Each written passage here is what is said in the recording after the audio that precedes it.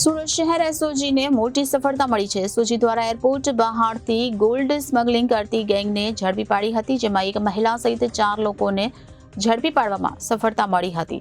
દુબઈથી ફ્લાઇટમાં Surat gold supply કરતા હતા ત્યારે એસઓજી દ્વારા 900 ગ્રામ સોનું જપ્ત કરવામાં આવ્યું છે અને 60 લાખથી વધુનું ગોલ્ડ જપ્ત કરી આગળની વધુ તપાસ હાથ ધરી છે।